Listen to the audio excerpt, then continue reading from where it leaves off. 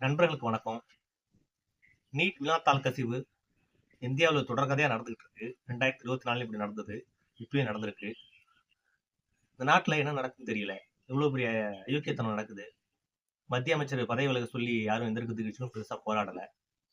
அவங்களுக்கு அதை பத்தி எந்த அக்கறையும் கிடையாது.